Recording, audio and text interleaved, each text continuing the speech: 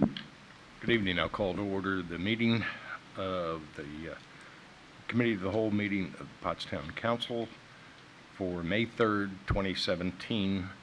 This evening we have a guest giving our invocation, Minister Karen Liverman from Bethel Community Church of Pottstown.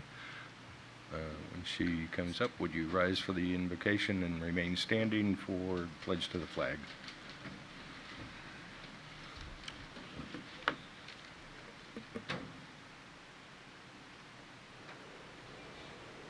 Heavenly Father God, Creator of the universe, we thank you, O God, for this opportunity, Lord God, that you've allowed us to gather here in the Borough of Pottstown on tonight, Father God. Father God, we pray that as decisions are made tonight, as laws are created and revised, O God, that the safety of every resident in the region and in the area, O God, their safety is considered. We thank you, Father God. We thank you, all wise and knowing God. We praise your name. Amen. I pledge allegiance to the flag of the United States of America and to the republic for which it stands, one nation, under God, indivisible, with liberty and justice for all.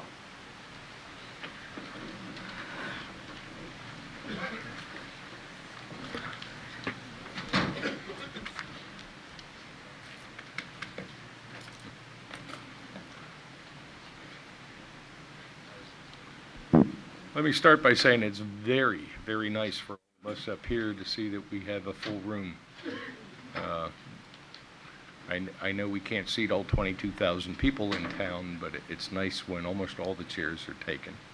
So thank you all for coming. I had promised this year that we would start presenting each meeting with good news in the town, and this is not an exception. First thing on the agenda is a presentation of Life-Saving Award for, get this, Sergeant Michael Ponto. Chief? Thank you.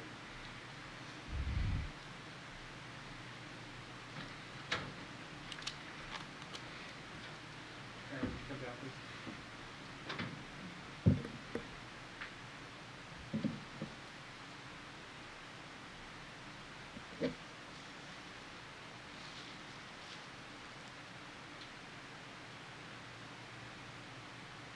History that I believe Pottstown Police is one of the hardest working police departments in the county. It's driven by our sergeants who really run the shifts, and Mike is without a doubt one of the most exceptional sergeants that we have. So this comes as no surprise to me.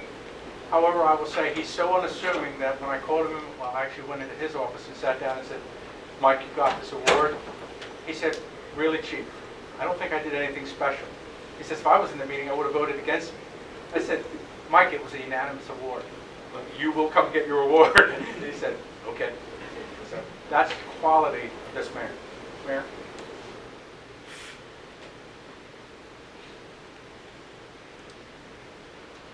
This is a commendation to the Pottstown Police Department. This life-saving award is awarded to Sergeant Michael Ponto. On October 13th, 2016, at approximately 20:27 hours, the Pottstown Police Department responded to the area of East High Street and York Street for a report of shots fired. Upon responding to the area, Sergeant Ponto located Officer Portak with the victim of a shooting. As Officer Portak had to leave the victim to search for the shooter, Sergeant Ponto remained with the victim and noticed the victim had several gunshot wounds to his groin area. Sergeant Ponto immediately retrieved his first aid kit and began applying pressure to stop the bleeding from the wounds that were dangerously close to the victim's femoral artery. Sergeant Ponto continued to apply pressure to the bleeding wounds and tried to keep the victim calm despite the victim's screaming. Sergeant Ponto kept pressure on the wound until Goodwill ambulance arrived. According to Goodwill ambulance personnel, if Sergeant Ponto had not applied pressure to the gunshot wounds, the victim of the shooting would have succumbed to the wounds prior to Goodwill ambulance arrival. Because of Sergeant Ponto's quick actions and persistence, the victim of this shooting survived. The actions of Sergeant Ponto bring honor to himself, the Pottstown Police Department, and the community in which he serves. Thank you.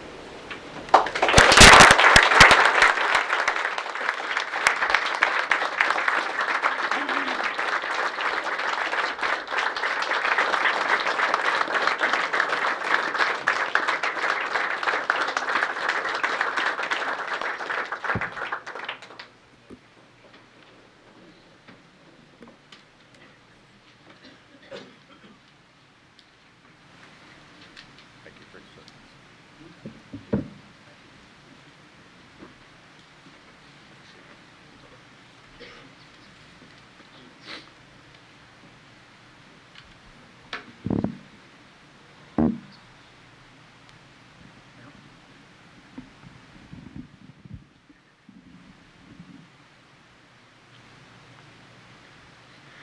Next, I'd like to invite our chaplain up and also Jeffrey Portok, our 2016 Police Officer of the Year.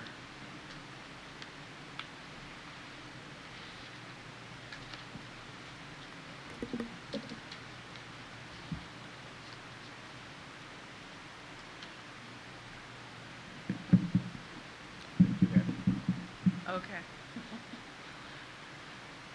I was reviewing some stats the other day with the chief, and here I found that you were one of the first batch of officers that I swore in. And then after looking closer, I discovered that about 21 or 22 officers had sworn in, but you were among some of the first. So that was very special to me. And also, everybody getting used to saying your name correctly. And I think it's been perfected by now, right? This is a Pottstown Police Department commendation for Police Officer of the Year, and it's awarded to Officer Jeffrey Portok. K-9 Officer Jeffrey Portok's dedication to his job and his tremendous work ethic, especially while training with his K-9 partner Taz, led to a number of outstanding arrests during 2016. In February of 2016, Pottstown Police responded to a felony domestic assault in which the male subject violently assaulted and attempted to strangle his girlfriend. The male was also armed with a knife during the assault. The officer fled the scene but later returned. The offender, fled the scene but later returned. When the police arrived the second time, the male fled on foot and was tracked by Officer Portok and his K-9 partner. The male was apprehended by K-9 Taz while hiding under a barbecue grill cover and was charged for the violent assault. In June of 2016, Officer Portok and K-9 Taz assisted Lower Pottsgrove Police Department after a wanted felon fled from a car stop into a heavily wooded area in their jurisdiction. K-9 Taz tracked the fleeing felon. The suspect tried to hide in an area of fallen wood and tree debris, but with the assistance of his K-9 partner, Officer Portok was able to apprehend the offender. There were two other incidents during 2016 in which homes were burglarized and the male offenders were still inside. In both cases, the burglars did not comply with commands to surrender. With the assistance of his K-9 partner, Officer Portok was able to apprehend both felons. Officer Portok's diligent patrol also led to the discovery of a vehicle which was involved in a homicide in Lehigh County. In September, Officer Portok arrested a male who was wanted for shooting another man in the borough in June. Officer Portok leads by example and can always be counted on to handle situations in a professional manner. He is also willing to assist newer officers when needed, including training these officers to work with K-9. His efforts as a K-9 handler have made Officer Portok and Taz an incredibly effective team. His dedication to training K-9 Taz has earned him tremendous respect in the borough and the surrounding area. The pride he takes in his job and his role as a K-9 handler makes Officer Portok a valuable asset to the Pottstown Police Department and the community he serves. The actions of Officer Portok bring honor to himself the Pottstown Police Department, and the community in which he serves. And I'd like to say on all of these behalfs that it's beyond bravery, because there's a split second where you have to make a decision and commence with an action at the same time. And I commend you as well for that, and thank you.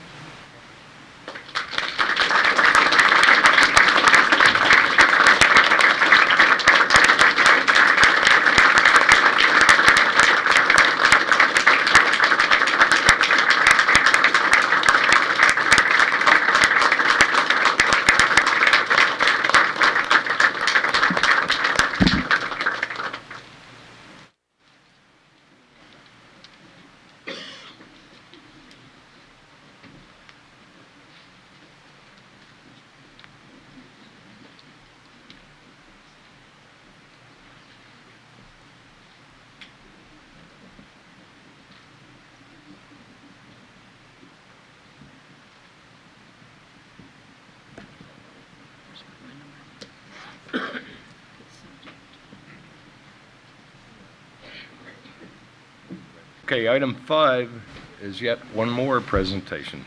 At this point, I will turn it over to our Borough Manager, Landers. Thank you, Ms. Wynn. In 1985, Congress officially designated the first full week of May of each year, in fact, it would be next week, as Public Service Recognition Week, designed to recognize the men and women who serve our nation as federal, state, county, and local government employees. And with this in mind, we believe it was appropriate that we use this as a springboard to recognize and award our first annual Exemplary Employee Service Award to a member of our borough staff. In 2016, we established an award program to recognize our civilian staff for all their efforts in service to the community. As part of the program, the Exemplary Employee Service Award was created to recognize employees who display a high level of service in fulfilling their job duties by adhering to the borough's core values as they work from day to day in fulfilling the borough's mission. This year, I'm privileged to be able to hand out the borough's first ever Exemplary Employee Service Award to our wastewater treatment plant operator, Louis Colon. Louis, would you do me a favor and meet me at the microphone?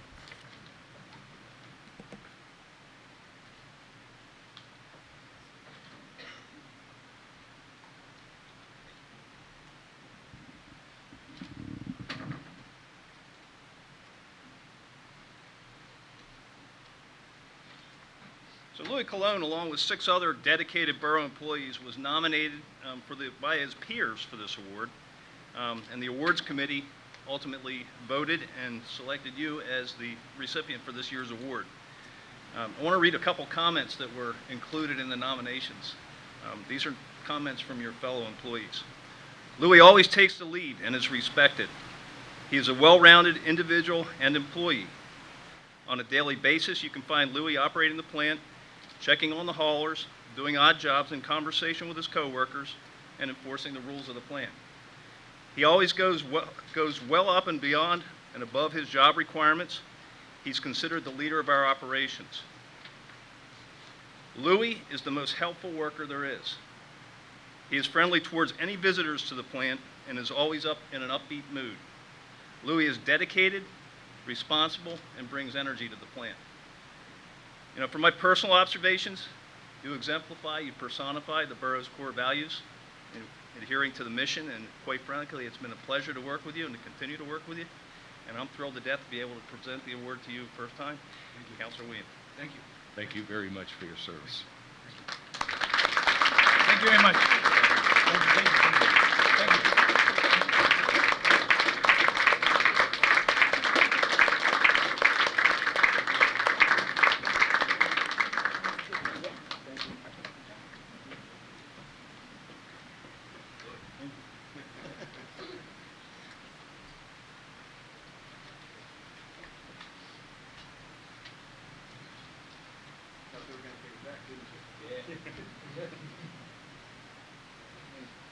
So does Pearly White.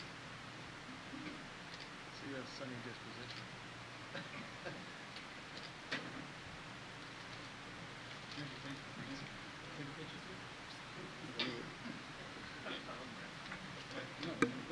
Okay, Councilor Culp, give us some more good news from infrastructure. I don't have my notes with me, but I'm going to kind of wing it. As far as Parks and Rec, We are working on the Pollock Park. We have another piece of land that was donated to us from a company, and we're working with that along with the Pollock Park. It's like right across the street. So all those plans and things are coming about. The mini golf is opened, and they had some customers the first days. It's a little bit slow, but it's going to start picking up. I guess the bike shed, the bike Rental? Bike rental area? well, it's not a rental, but it's the bike share. The bike share is on its way, and I guess they're sharing some bikes there off of the mini golf. As far as the streets, I guess we're doing more sewer work, and once sewer work's done, then the streets will get repaved. Doug is also looking at the other roads that need to have work done. Moser Road Bridge is in the planning for having work done on that, and that's probably going to take some of our road money, so we're going to kind of have to work a little bit less with what we can do as far as paving the streets. And L&I is pretty much going along the way it normally does. Not a whole lot to be said about that, but it's on an even keel. And that's that. Good. Can I just add one thing? We had out on what street is it? Wilson Street. There's some sewer work happening now, but you know they're digging up the street, and I hope that we're going to repair it the right way. Every time we dig up the street in this town, it's worse than when it was when it started, and that's probably one of the #1 complaints. Just do it right the first time. Normally, after they dig it up, though, they do pave it, and that's part of our part of the money that comes out for sewage. Once that sewer's done, then that's taken care of, usually. It's done, it's paved, but it's not paved the right way, is what I'm getting at. So just for a matter of clarification, I understand what you're saying, Councilor Arms. Just for informational purposes, when a trench is dug in the road for the repair of water and sewer, the initial patch that is done, I agree, is very rough, and there's a lot of settlement that occurs. There's a reason that we don't do finish coat until a lengthy period of time goes on. It's usually anywhere from 30 to 90 days to allow that settlement to occur. Otherwise, to put the final patch over the road would end up having the patch itself, or the new pavement, sink into that trench. So if there's a specific area where work has been done and it is sinking, we'll get the crews out there to take care of it. Okay. Thank you. Economic development and business. Justin. Alrighty. This is you too, Mike, eventually, so might as well come on off here. Alright, well, we have a lot going on here in the borough. We have the Schuylkill River Trail along Industrial Highway. You may have seen the electronic signs that we put out there. That's going to start construction on May 8th. So a lot of you have noted the speed limit changes on Industrial. This is what it was for. The Schuylkill River Trail is coming, and the width of the roadway is going to be reduced, and therefore, as a safety measure, the speeds were reduced on that roadway. Construction will last a couple of months. The road will remain open during construction, except for a road closure of the nights of May 15th and possibly May 16th as well. It will just be closed at nighttime, and there will be detours posted and marked as part of that ongoing construction there. I also want to mention that we're happy to see that the Beach Street apartments are finally leasing. I think they held an open house last week.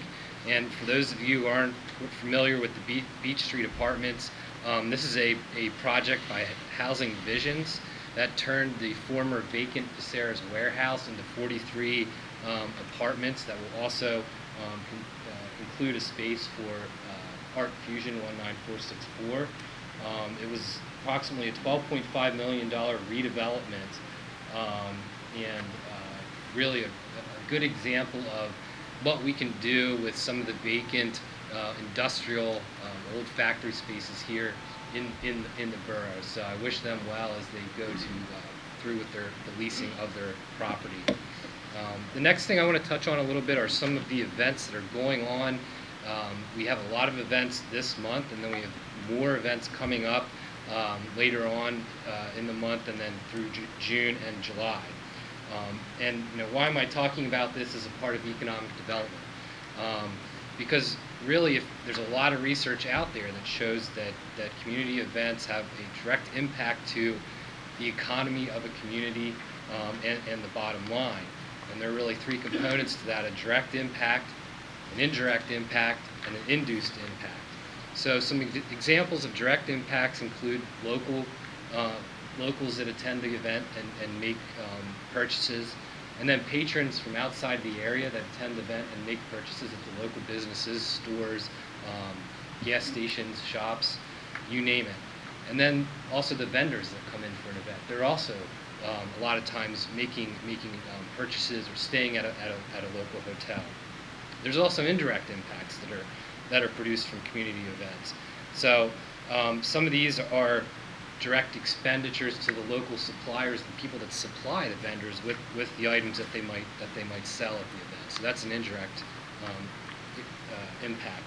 And then there's also induced impacts, and these are the impacts from local business owners, suppliers, and employees that spend the additional income that they're then earning in the local municipality. And while not all of the purchases are local, some are. So I think community events really help not only with community cohesion, community spirit, but they have a direct impact on the bottom line. And now I'm going to ask Michael to come forward and present a quick slideshow on some of the events that we have going on. So it is my privilege to talk to you again for this meeting about some of the positive things we have going on in Pottstown this coming up in the next couple months. I'm going to go through them pretty quickly because we do have a lot, and I know that we have much on the agenda this evening, but these are some things to take note of. These are positive things that are going to impact Pottstown in a very important way. Dustin? So what I'm calling this weekend is Pottstown's Big Spring Weekend. So Saturday and Sunday we have a lot going on here in town, starting with We're Still Here, which is a festival in Smith Family Plaza from 2 p.m. to 6 p.m. on Saturday, May 6th. There's going to be live music there, and there's going to be food. This food is put together by Adam Burke and some of the other downtown restaurants in what they're calling a local community kitchen format. So they're going to be sharing this cooking set up in Smith Family Plaza to sell food, and instead of working as individual businesses, they're going to share this prep space and sell that food together to support the festival. This is put together by Adam, downtown businessman, and of course Montgomery County Community College has also signed on for support of this event with some complementing events. Also the same day, Art Fusion 19464 is hosting the Art Walk. That's from 12 p.m. to 9 p.m. That's down High Street, and it's a series of art exhibits and artisans hosted by downtown businesses and destinations. And that also includes a pop-up restaurant, Aziz, at 107. That'll also be a part of the event. As you can see, we have the destinations marked out down here on the map. So we're really excited about these two things happening in downtown, and that's just the tip of the iceberg for May the 6th. We also have the Powwow on Manatawny Creek. This is put together by Ron Williams and Circle Legacy with the help of Pottstown Parks and Recreation Foundation Incorporated. This is coming into its fourth year. This is a really exciting event. This will be running May 6th and the 7th, so Saturday and Sunday. It's a free event. It starts with the grand entry at 12, runs through the afternoon to an indeterminate time. They're usually wrapping up around 4 or 5. And this includes, again, it's a free event. This has Native American dancers from various nations. And you can also see some excellent artisans. And this year we have the return of fry bread and fry bread tacos. So it's about food and it's about history here in Pottstown. Still that same day, on the 6th, we have Montgomery County Community College presenting a free screening of Rogue One, and that is at Montgomery County Community College North Hall. That is at 4 p.m. Again, that is free, so we hope folks will join us for that. And then, of course, we also have Potts Grove Manor Mayfair from 11 a.m. to 5 p.m., still on May the 6th. And then coming in that evening, May the 6th, on High Street is our car show, the Nostalgia Nights car show from 5 to 9 p.m. And in case that wasn't enough for you, the very next day we have one of the large-scale events, which is the Bachfest Goat Race at Sly Fox Brewery. That's 11 a.m. to 6 p.m. 2 years ago, we saw a huge influx of folks. We're really excited. You can see that aerial photo. That's from 2 years ago. We had a little rain last year, but we still had some excellent attendance at that. And we're really excited to see this returning. Parking, for those of you interested, is going to be at Coventry Mall, and they'll be shuttling folks in to help with traffic flow through that end of town. Moving ahead, we have plenty scheduled for the rest of the summer. I'm just going to dwell on a few of those key items. This is by no means intended to be a complete list, and this really represents contributions from a number of organizations. We can see the PPO, a fishing derby, which is a hometown favorite, that will be held on May the 20th in Memorial Park. Let's see here, and that's beginning at 8:30 a.m. for ages 12 and under. And then we have the Memorial Day Parade. Very excited about this. This has been big news, 10:15 on Memorial Day on High Street. And that says 10:15. That's a typo on my part. It's 10:15, May the 29th on High Street, including the Budweiser Clydesdales, which we're all very excited about. Coming up then into June, we have the Sojourn, which is a recurring event. For those of you not familiar, the Sojourn is a journey from the headwaters of the Schuylkill River all the way down to Philadelphia, undertaken by up to 100 folks, I believe they have in and out over the course of that June 3rd to the 9th. On June the 6th, they'll be pausing at Riverfront Park. We're really proud to host them. And I've talked to a lot of the Sojourn participants, and they say that they consider Riverfront Park to be the primary destination. That is, it's midway through the trip. It's the piece that they're most excited about because they feel such a connection to the riverfront there. To complement that, we have a public concert in the park where we're inviting the public to come out and sort of mix with the Sojourners, see what it can be like to interact with the waterfront, and that is De Tierra Caliente. They are playing from 7 to 9 p.m. in Riverfront Park, so we hope you'll join us for that. And if you're interested in the Sojourn, you can see, you can schedule, or you can sign up at schuylkillriver.org/sojourn. Skipping out of order here, I'm going to jump ahead to August because it's on the same flyer as our free music in the park. We're excited to have a national race again in Memorial Park at Trilogy BMX. We didn't get the Quaker State this year, but we do have the Gold Cup race, so we can expect folks from all over. To give you an idea, the Quaker State Nationals brought in folks from as far away as Canada and California. We're really excited to be a feature in Memorial Park for these type of things. In conjunction with that, again, to invite folks out to the event, we have a concert that's in conjunction with that on August the 12th, and that's the Boogie Dogs playing from 6 to 8 in Memorial Park. So again, an opportunity for the community to come in and see this national stage event. Justin. Going back in order, we're back in June again. You can see we're excited to have our third annual Schools Out Youth Tournament at Manatawny Green Mini Golf. This is something we like to do as an official start to summer. You can see the ages are listed up there for ages 5 to 12. We try to keep it a low-cost event, something that features one of our nice amenities to the parks, the newest piece, which is Manatawny Green Mini Golf. And then, of course, there's no discussion of events in the parks complete without talking about the Rumble. The Rumble will be the 23rd to the 25th. Again, this is a huge national stage event. We see folks from all over the world coming to this. This is something we can really be proud of, and we can be thankful that the folks who put the Rumble continue to bring this back to Pottstown. We're really happy to have them back. Looking forward to a great year for that this year.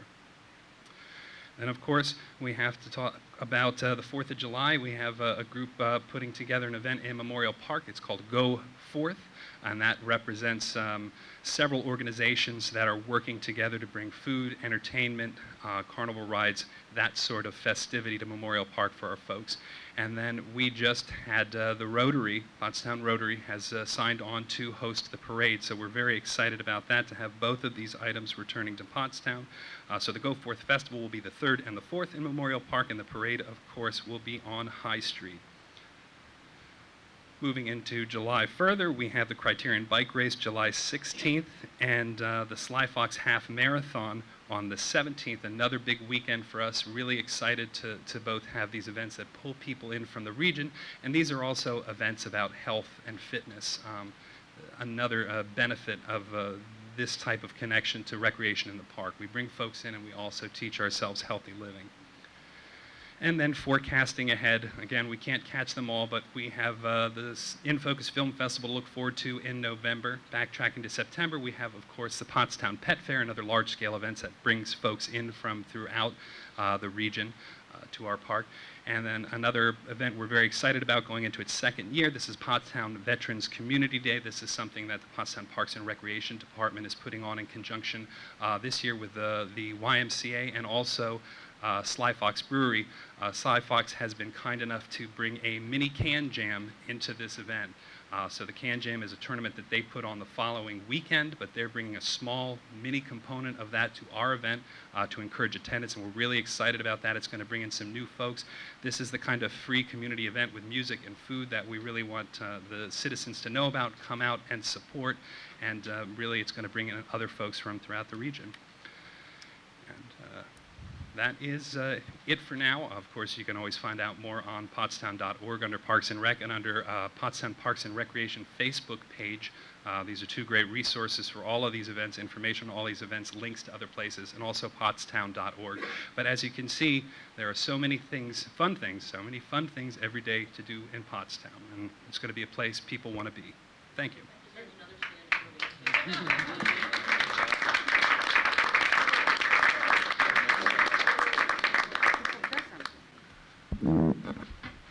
I just have two things actually.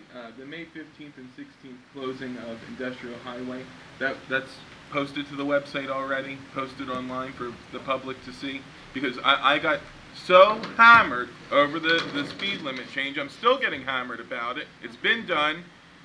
I mean, we're not moving back, so it's 25 miles per hour, but that update will be on the website. If it's not up there already, it should be up there tomorrow. Okay. We just got that information today. Very good. And finally, I shouldn't hear anyone complaining in this town that there's nothing to do, because we just got quite an earful. And also, I would like to say that we have a Latin festival, September 23rd. Okay. And you have it in the newspaper, but you don't mention it here.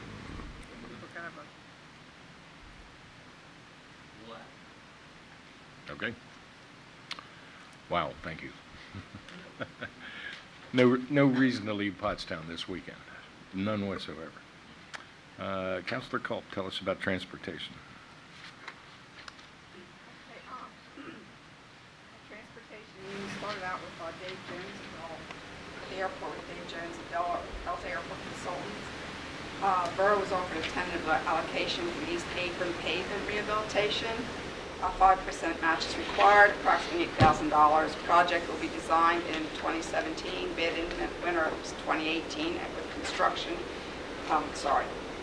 bid in winter of 2017 with construction in 2018. Circle of progress, drainage issue, water seeping out of the basin.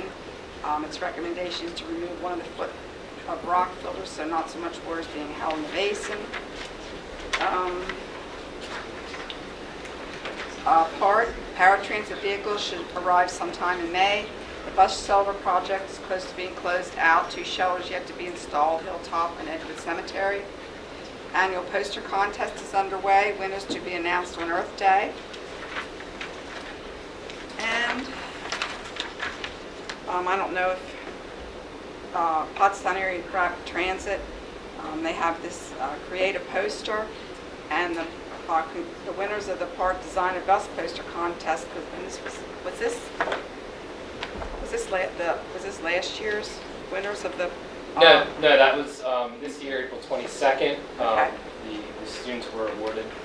And it was Lucy Carberry of Lincoln Elementary School, Anya Mays of Lincoln Elementary, Justin Nim of Franklin Elementary, Jonah Rivera of Lincoln, and Emily Villegas of Franklin Elementary. And congratulations. And I don't know if you can see the picture here. You can shoot in on that. That's one of the signs.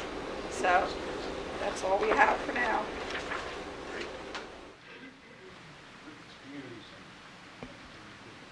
Yes, the summer camp will be starting shortly. There are 45 allotted slots. The slots will be have access to membership first.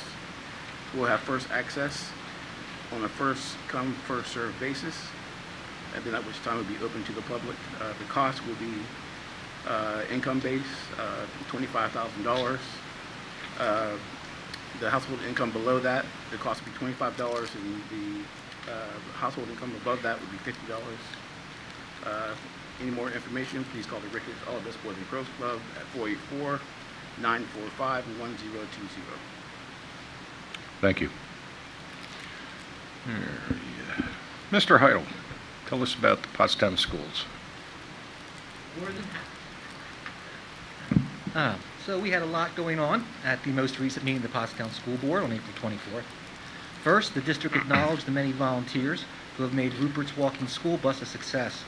While walking school bus programs around the country barely go through their first year, Rupert's is now completing its second year. Special thanks also went to our district's wellness coordinator, David Genoa, who has overseen the project since its inception. Second, the Foundation for Pottstown Education announced that it will administer a home loan program for the district.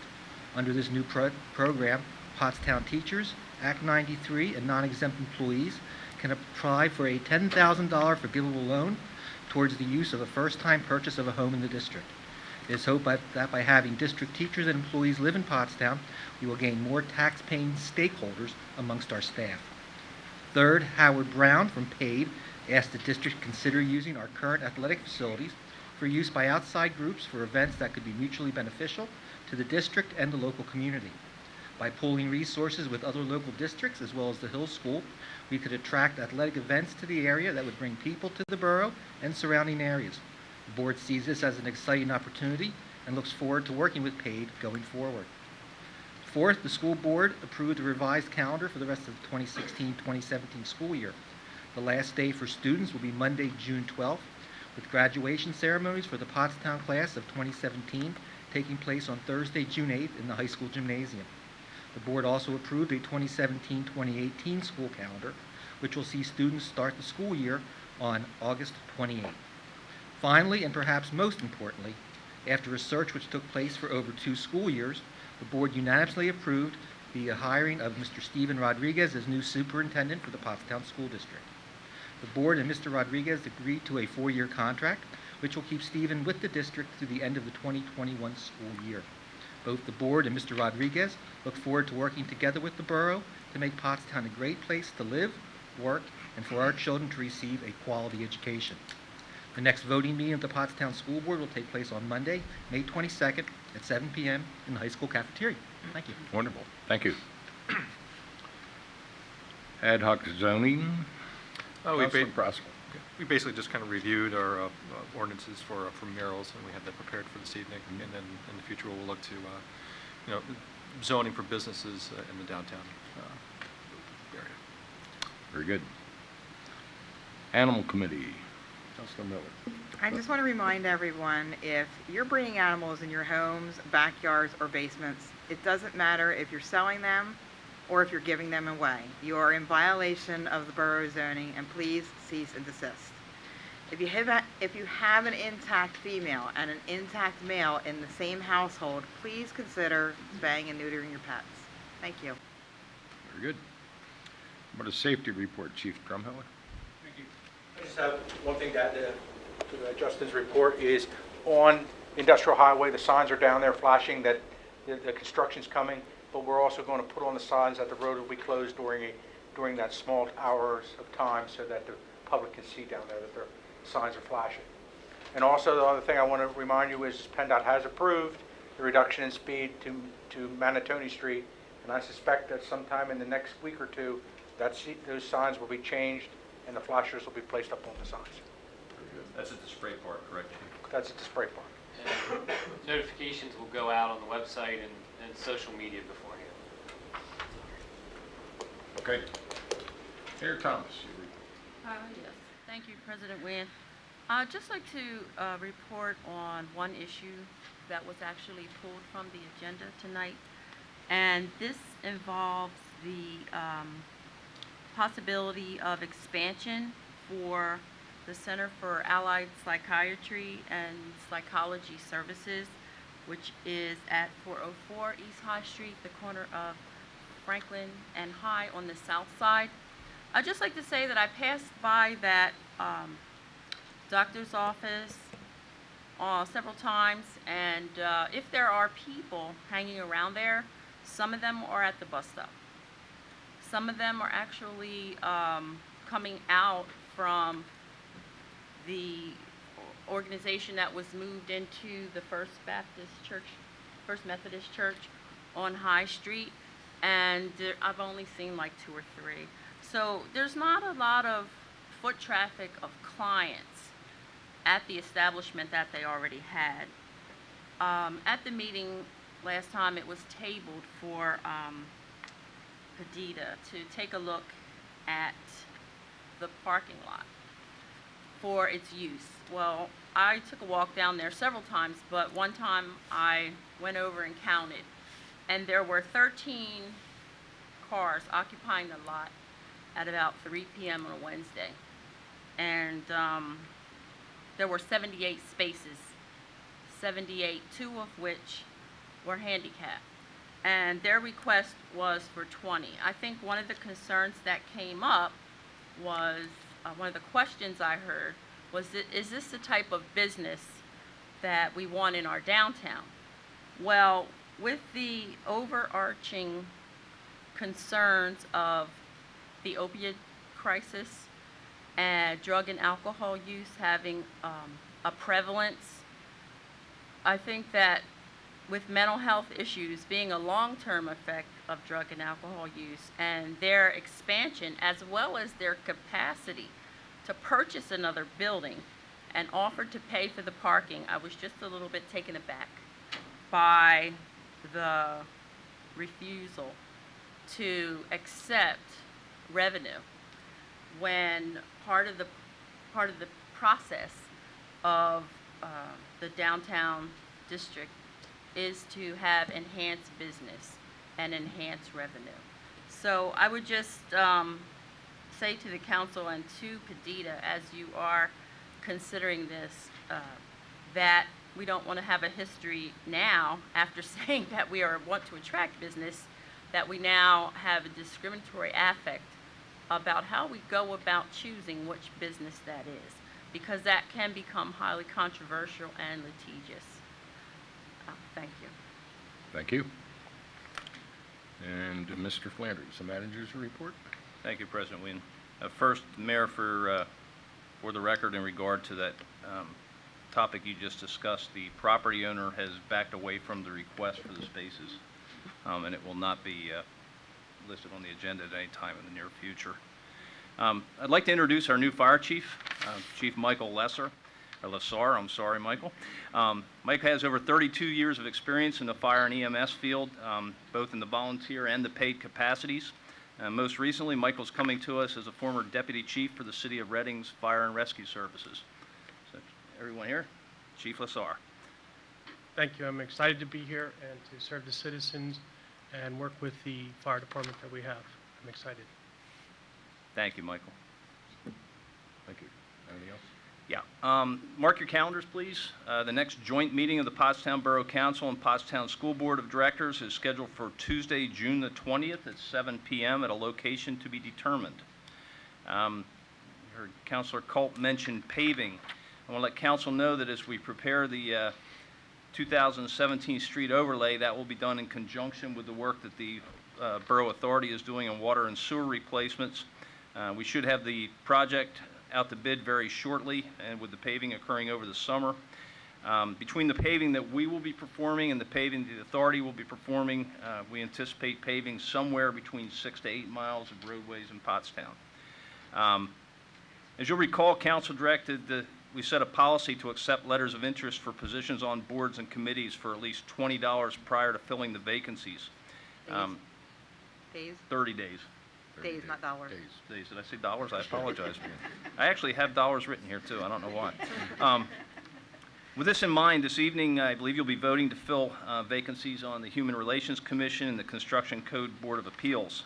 Both have been advertised on the borough's website and on social media in excess of the 30 days. In June, we should have no vacancies to be filled. And in July, you'll be acting to fill a vacancy on the Civil Service Commission, a 6-year term. And then in August, there will be another vacancy on the Construction Code Board of Appeals, which is also a 6-year term. These vacancies will be posted on our website, and we'll put them out on social media well in advance of the meeting dates, so that the 30-day requirement is fulfilled. Last but certainly not least, as a reminder, May the 15th of each year has been designated by Congress as National Peace Officers Memorial Day. Please remember that on May the 15th, all United States flags, all flags, should be flown at half-staff to pay tribute to the men and the women of law enforcement who've given their lives in the line of duty to serve us. Thank you.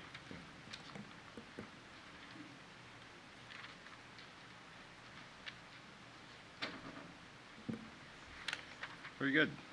Number 9 is a presentation, Rockwell Development Group. My name is Greg Lingo, and on behalf of my company's Rockwell Development Group, I have previously, through other companies that I've owned, developed property in the borough, and I'm currently developing property on the corner of the Hanover Square commercial property on the corner of Hanover and Industrial. We have under agreement right now a property that we're considering developing, and prior to moving forward with the purchase, we wanted to just kind of run the concept by you as a committee, get your feedback as well. We are proposing on the corner of Cherry and Charlotte is the old shirt warehouse factory, and we have right now a $2 million budget for the acquisition, purchase, and redevelopment of the property into 28 condominiums and 2 single-family detached townhomes.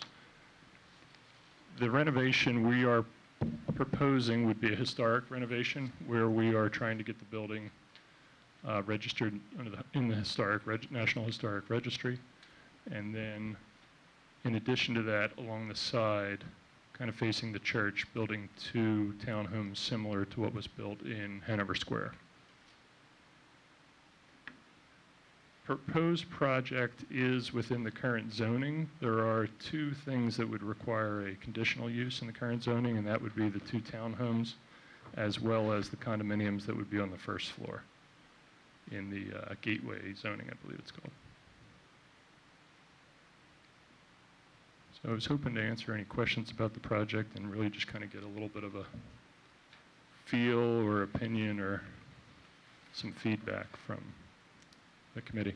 The condominiums, what are the sizes, and are they going to be purchased also, right? We would like to sell them. That's our goal. The sizes, I believe they have to be at least 800 square feet by zoning, at least. So there will be a couple of 1-bedroom units, majority of them 2-bedroom units. Are they going to be upscale, or are they going to be like an average type of a condominium, or? We're putting a big investment into the facade of the building. The building is really pretty remarkable when you're inside. There is high volume ceilings. We plan on keeping that and really making them into a loft type feel. When you get onto the 3rd and 4th floor of the building, the views are really incredible. So we see a lot of potential there for interest. Is there elevators in there? There will be an elevator. There is currently an old elevator that would have to be redone. How many condominiums are you proposing on the first floor that you're looking for acceptance First from? floor, I believe, do you have that number? between 5 and 6.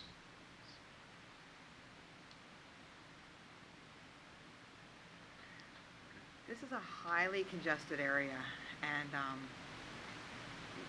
parking is a huge problem. And the reason that we have the parking, the zoning that we have for parking now is because of all the problems that have come with developments without enough parking.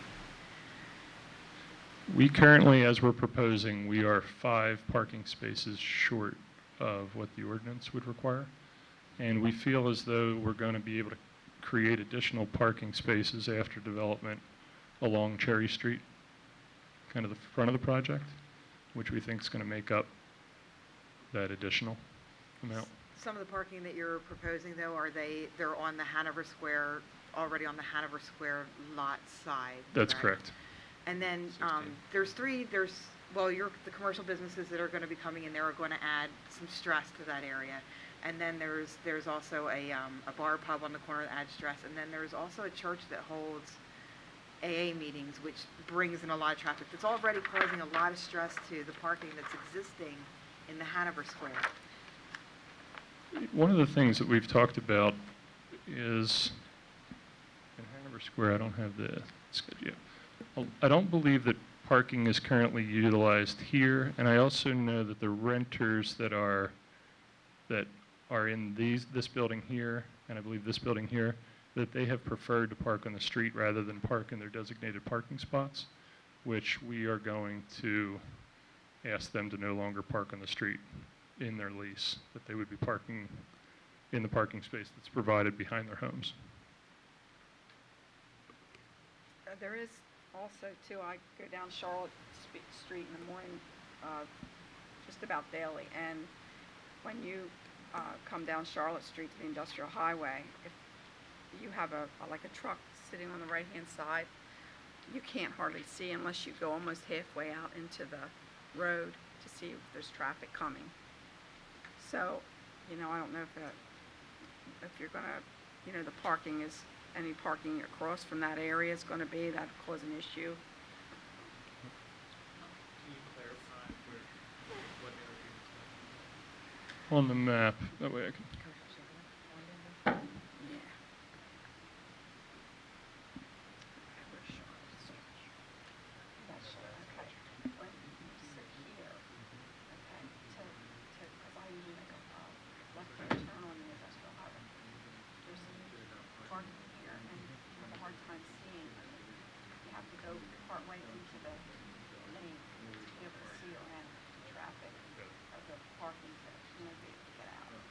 So I didn't know if you had parking here at all in front of the building, which I don't know if you should do that or not. So the question was, will we be having parking down, I guess really towards industrial, where you're having trouble getting from Highway, yes. South Charlotte onto industrial? Yeah. And right now, there are the existing, I believe, 5 townhomes along the bottom of Charlotte and industrial. So we're not proposing additional parking spots there necessarily. We're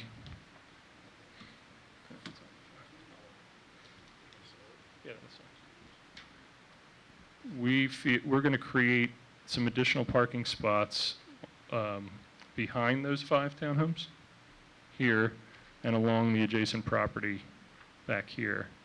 These townhomes will also have parking spots behind them. And then we are talking about utilizing some of South Charlotte's parking here. I can't believe that we're worried about parking. The building's been vacant almost 40 years. It's boarded up. It's terrible. Somebody wants to throw $2 million into it and bring it up and make it look nice and provide some nice quality housing, and we're worried about parking. So instead, we're going to give you a hard time about parking and send you away and still have a building that's boarded up. Nobody's coming to We're just buy that concerned building. about it. We're concerned about the parking. Oh my goodness! I'm concerned about the vacant buildings that are boarded up.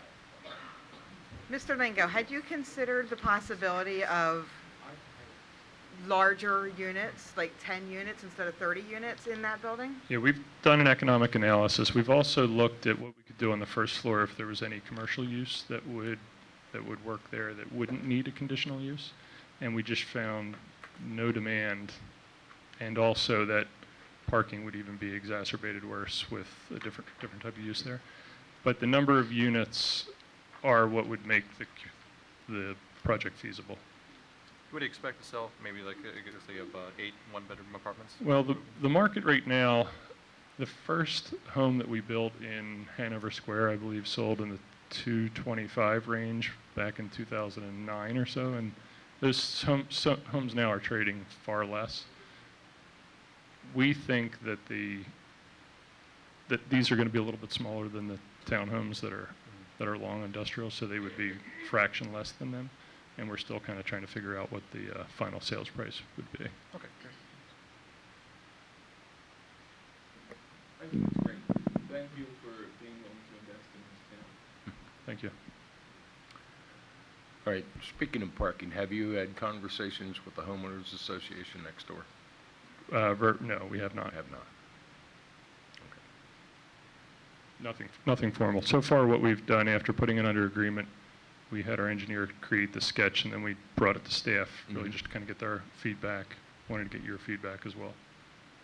But you're willing to have that conversation? Oh, absolutely. To see if they see this as a major impact or? Absolutely. Okay. Any other questions? Statements? Okay. Thank you very much.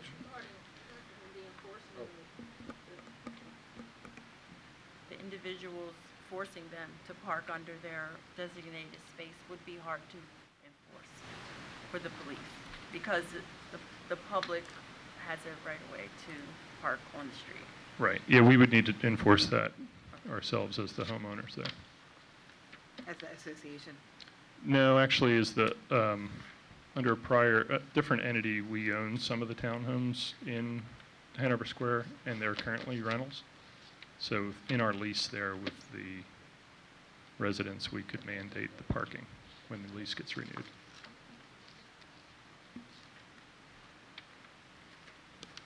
If I could just make, I'm sorry. Go ahead. And I think it's wonderful that you want to rehabilitate this building, and I don't have a problem with that. It's just that it's something that we just want to look at to make sure that there's enough. I appreciate the parking for concern. everyone. Thank you. Thank you. Sure. Thank you very much.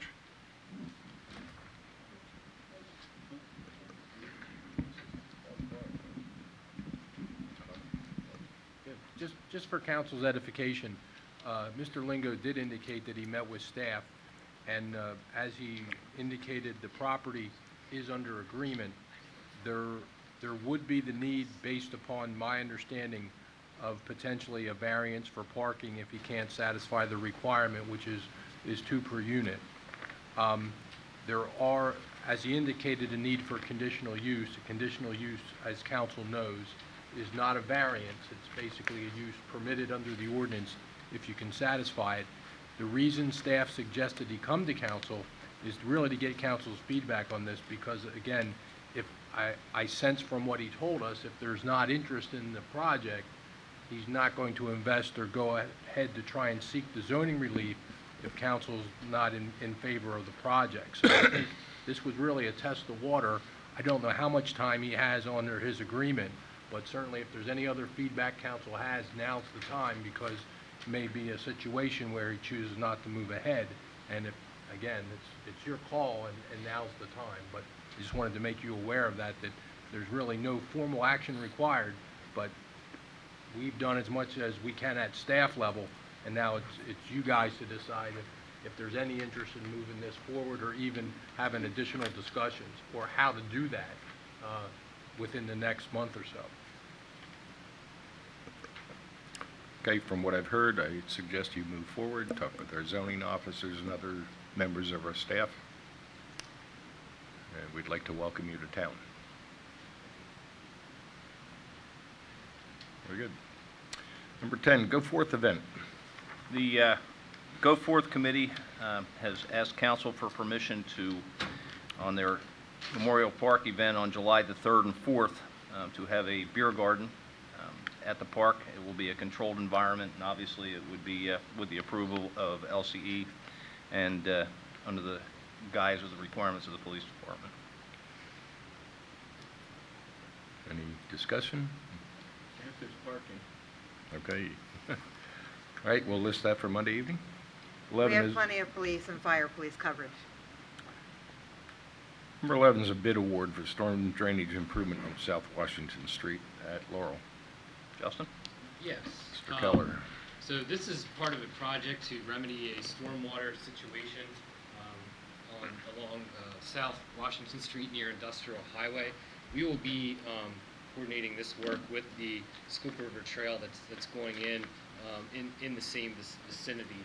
So what we were required to do, this project was fully funded by a community development block grant.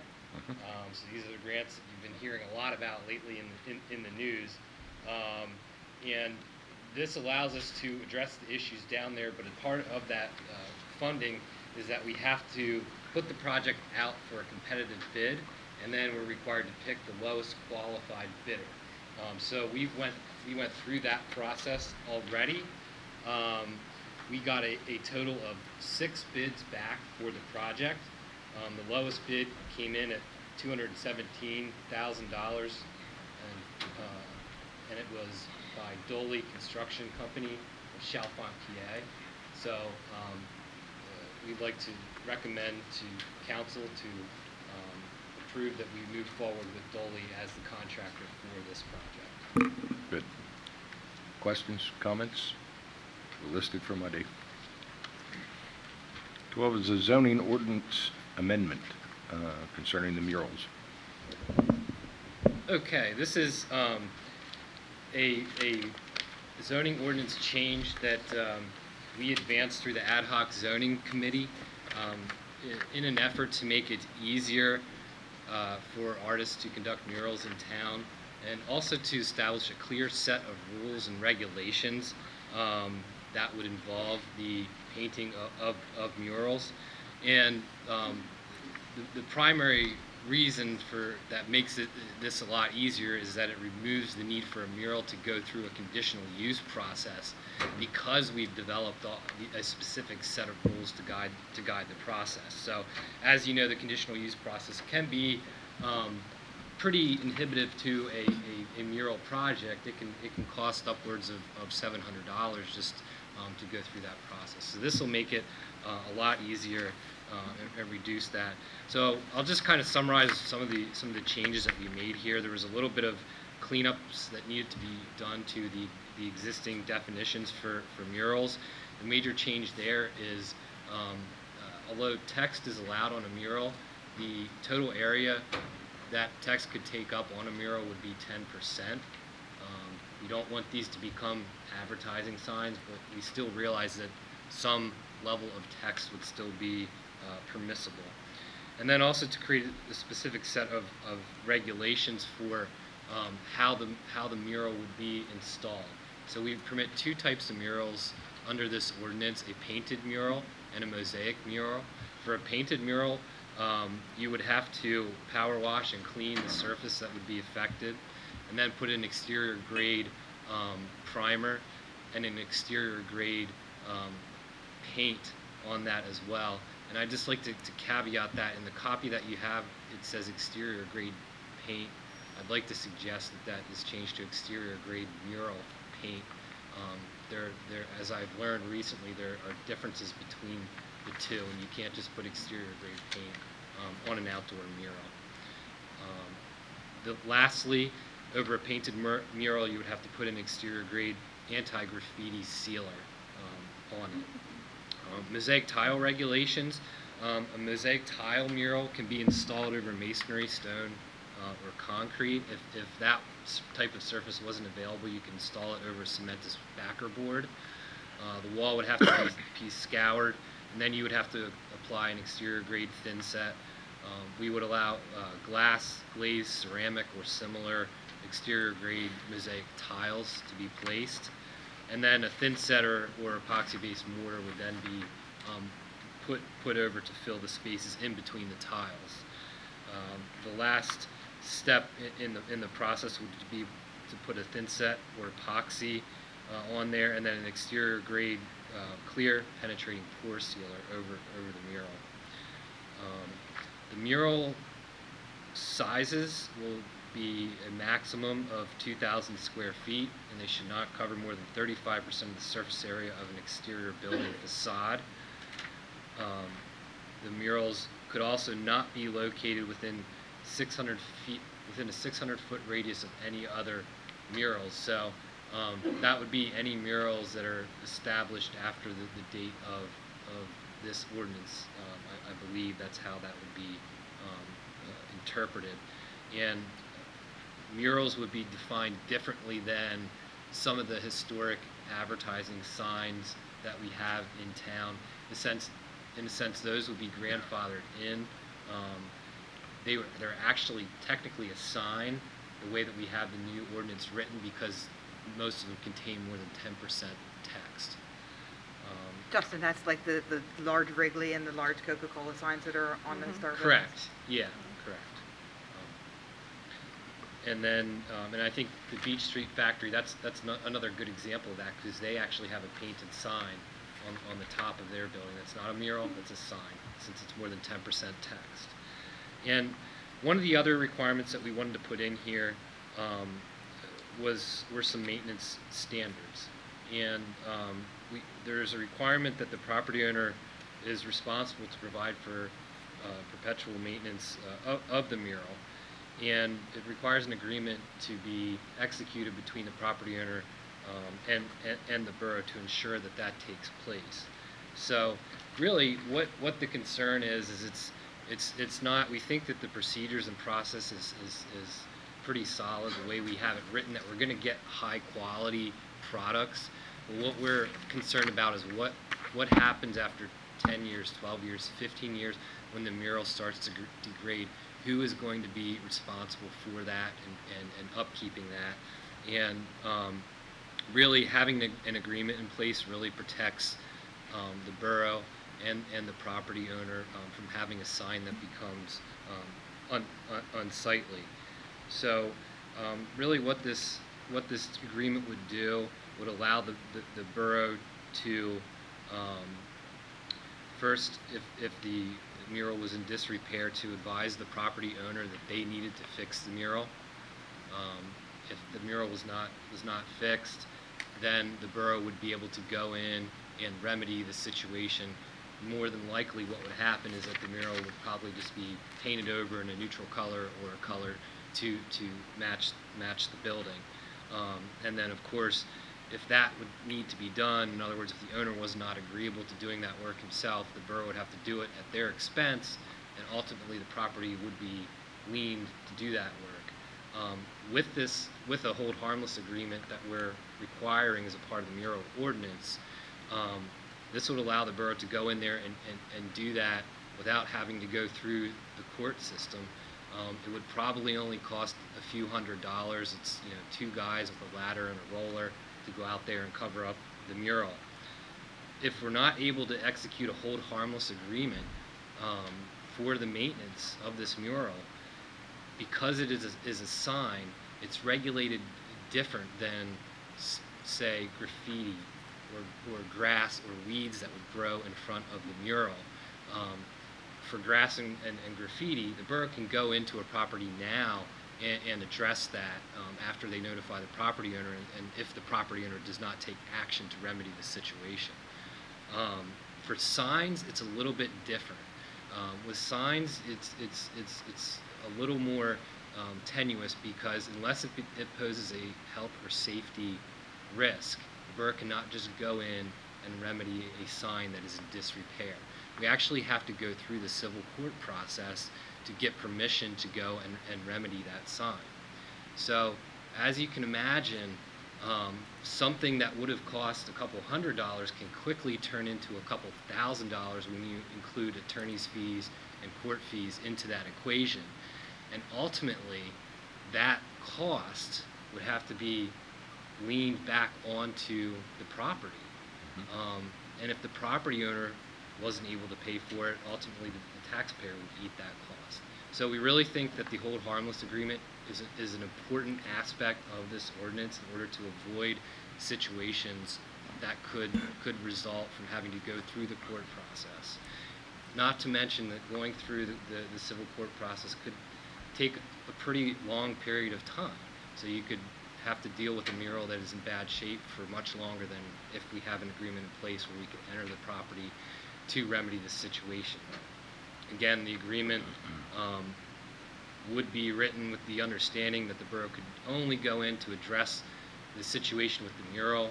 There couldn't be any other citations or any other remedies that are completed as a part of that process. Associated with that mural. Yes. Because if the person had other codes violations, we're going to address those as well. Right, but we can't, I mean, we can't enter onto the property for To fix. any other reason Right. other than to fix the mural. What if there's a property transfer? What if someone else buys the property? Would that automatically? Yeah, so the agreement would run with the property owner, and ultimately it would be up to the property owner to decide what he or she wanted to do with that mural, whether they wanted to keep it, and also whether they wanted to maintain it. They would also inherit the maintenance responsibilities associated with that as well. Typically, these agreements would actually be recorded against the property, so if a property was sold or transferred, a new owner would be aware of the agreement and the obligations under the agreement. And obviously, the current owner then has to understand that that's something that goes with the property, which could impact the value of the property in the future, depending upon what the future buyer would want to do or not do. So there would be notification well in advance. And I know it went to ad hoc zoning, but were there any artists or anyone who was an expert in murals? Were they part of the process? Yes. Yes, I forgot to mention that. Lisa Mueller is a Lisa professional Mueller. artist, yep, and we did this in consultation with her. Right, she sat in for some of our committee meetings as well, and she provided us information as far as the types of materials that would be appropriate for murals as well. I mean, it's just funny to me, thinking about like the mural that's, the Hooker's Mural in King and Manhattan, and you mentioned the word unsightly, mural becomes unsightly. It's a sign on King and Manhattan. Whatever you want to call it. And currently that lot is unsightly, and it's been unsightly for as long as I can remember. I mean, there's no sign there, mural, whatever you want to call it. So that's just one little tidbit. And I just wanted to say this, murals are not money-generating machines. They're not, I think we're overcomplicating things. They're an act of love that people that care about the community, want to produce. And all this ordinance does is crush those people who have a great deal of passion for this town. I just think we're rushing into this. Yes, we had an artist there for a couple of the meetings. I don't know. That's just my 2 cents. This is about responsibility and accountability, and it has nothing to do with dissuading artists. In fact, this is going to bring artists in because we took out the conditional use process, which was cumbersome and expensive. And that was over a year ago when a professional artist came to me and said, can you help us do this process easier? Because we think we can bring more art to your community if you did so. And we have done that, and I think that's going to increase the art in the community, not decrease it. That's not, if somebody said, I want to paint a mural on your house, Dennis, and I have to sign an agreement to say I'm going to maintain it, I may live in my house the rest of my life until I'm 90, and surely it's going to fade by then. I'm not going to have the money to maintain it. No, you could paint it over. You could cover it. Yeah, there's no requirement that requires you to maintain the mural as is. You could simply paint it over to match the color of your house. So you're talking a couple $100.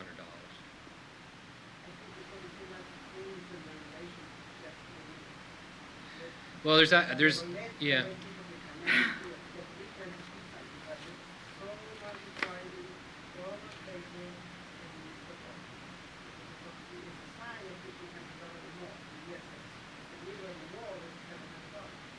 Yeah, well, this ordinance actually reduces the cost down to about $200 total.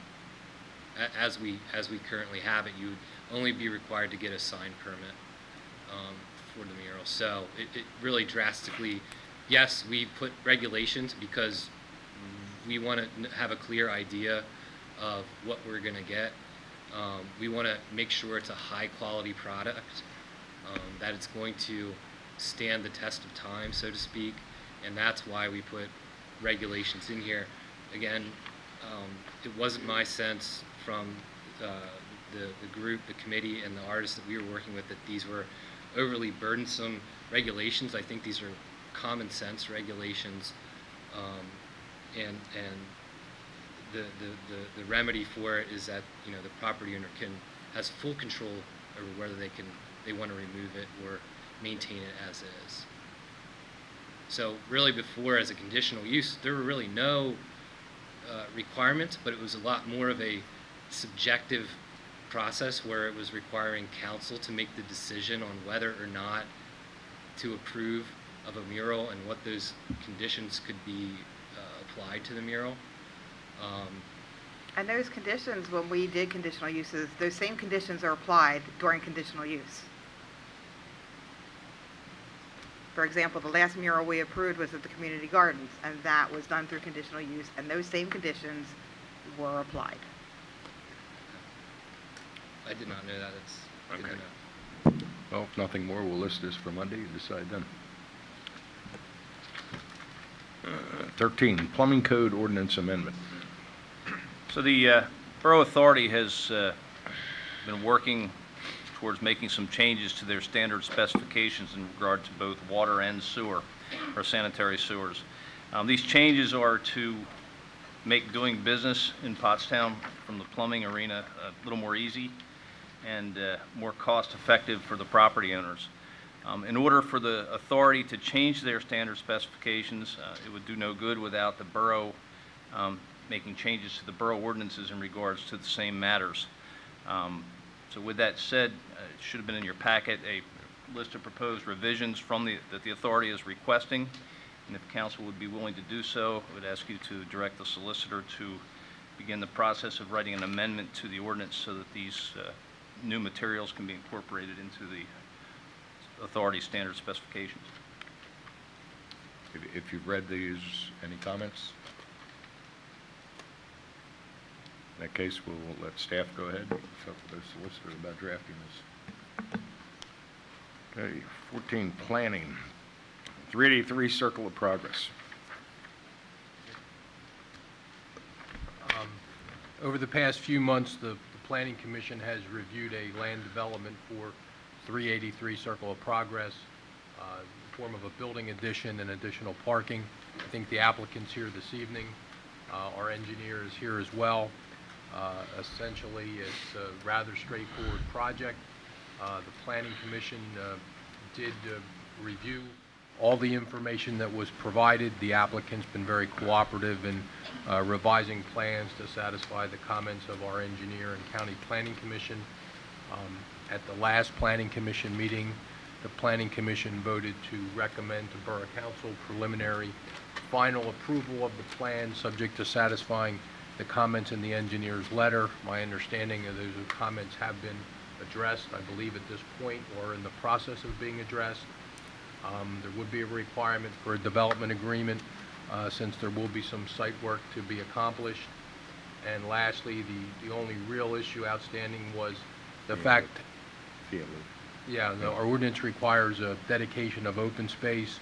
Planning Commission did not feel it made much sense to get a dedication of open space on the commercial parcel itself, so the applicant is agreeable to pay a fee in lieu of open space based upon the calculation and the small amount of land required.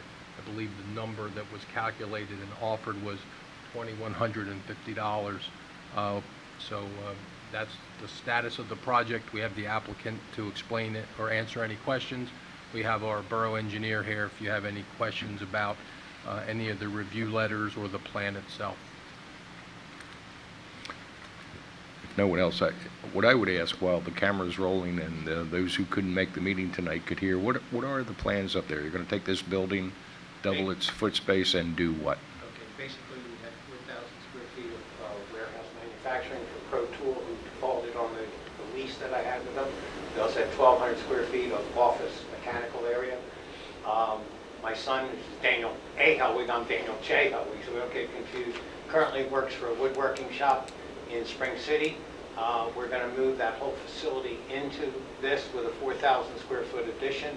It's going to be placed on the back with an area that's currently paved, so we have minor stormwater management to deal with. Is going to be steel in the back, as the front is steel built. They do very, currently, Ethan Horowitz does high-end woodworking. For instance, right now they're working on, unbelievable, an 18 by 18 dressing area for a husband and an 18 by 18 dressing area for a wife for a custom home. And believe it or not, they got 900 hours they figured to make this. So these people, they do very high-end work downtown. So it's very, very custom work, but they have to lay all this out, so that's the need for the square footage, to put it all together. Long story You may short. get some business in the new condominiums. Some of the, what we just talked about is gonna cost more than this whole condominium. Aware, but it's, I'm trying to set him up in business as I have my daughter set up in my real estate business. Great. So I can retire, which is probably never gonna happen. It's hard to turn down a woodworking something like that. Any other questions, concerns? No, but thank you, because I certainly welcome commercial development, and especially a high-end commercial development. We thank you for listening to us. And as a point of fact, we also own the lot next door, and one of the people that's going to be working on the project does have interest in putting up a similar building. And other than that, maybe we'll rent it to Sly Fox for the goats so they can park there. Very good. All right, if there are no other comments, we'll list this for Monday evening. Thank you very much.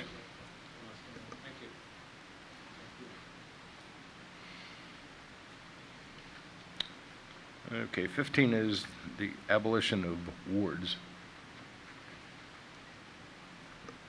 I guess at the last council meeting, there was some discussion with respect to whether or not the council wanted to discuss or consider abolishing the wards and move to an at-large system. I seem to recall there was a number of differing opinions on what might happen or how that could happen. And at council's request, I did put together a opinion memo with respect to the items that at least I recalled you discussed in some form or another during the council meeting. I guess just a real brief review of those items. I believe there was a discussion among some of the councilors that if you were going to change the current system, you may want to consider some type of non-binding voter referendum rather than do it yourself. Our research has found pretty clearly that this type of action is not permitted through non-binding referendum. There's no specific statute that would authorize a referendum, so basically a referendum is not a permitted way to determine this, even if it was just to get an advisory opinion or the pulse of the community. The second issue was how do you go about determining or go from a ward system to at-large. It's pretty clear in the Borough Code that's simply an ordinance that you would prepare if you decided to do that. There are notice requirements such as public hearing and some other things that are probably a little more extensive than just a regular ordinance, but if you decided to go that route, it would not be overly complicated. There would be, however, a phase-in of how everyone turns from a ward system to an at-large system. So no matter what you did, you couldn't hurt or impact any elected official that's already in the middle of their term. So typically, since the election cycle is the wards turn over every 4 years, there'd be a double election cycle, and eventually the wards would be phased out, and all council after a 4-year time period would be at large if that's the way you wanted to do it. I think there was also some discussion or at least questions about whether there could be some kind of mix between a ward system and at-large members. It appears there's a way to do that, but I'm not sure that the way to do it under the Borough Code, we could essentially expand the size of council. So if you really wanted that system, I think you would have to decrease the number of wards and then provide for the difference as at-large members. I don't think you could keep it at 7, as I interpret the Borough Code, and go to 9-person council by increasing for 2 at large. And then I think there was some question or discussion about whether or not the mayor could actually vote on all items, and the borough code's pretty clear that the mayor is limited in voting to breaking ties, and that's a state law, so there's nothing we as a municipality could do to override that. And if anybody has specific questions or want any more answers, I can certainly try to answer them now, or we can look into it, but my sense was you wanted an overview as opposed to a lot of detail. Just quick question, Chuck, on the, like, if, not reducing the number of wards, but having the 7 wards in, could we just expand the size of each one of those wards so that there's still 7, but it's just the ward is bigger now, and then have 2 at-large members added? I'm not sure I understand your question. You say adjust the size of the wards. How many counselors would you wind up with under your scenario? 7. Yes, you could do that. Yes. So there would be 5 wards in theory, and then, so there'd be 5 ward counselors and 2 at large? Is that what you're asking? Yeah, but yeah, I was thinking though that, but all wards still had representation. Yes. Right, yes. Yeah, I think that's the only way under the code to do it. I don't think we can expand the size of council to create 2 at-large additional counselors. So if you decided you wanted to go that way, I'd want to make sure I looked at that process. That seems to be the most complicated process that there is in the code, so. Mr. Proskal, any reason to go any further with this study?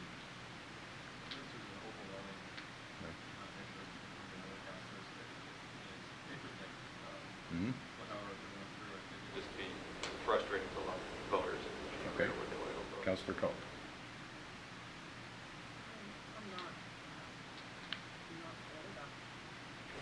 I think I like the way it is.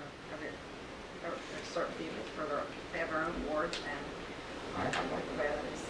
Okay. Councilor Miller.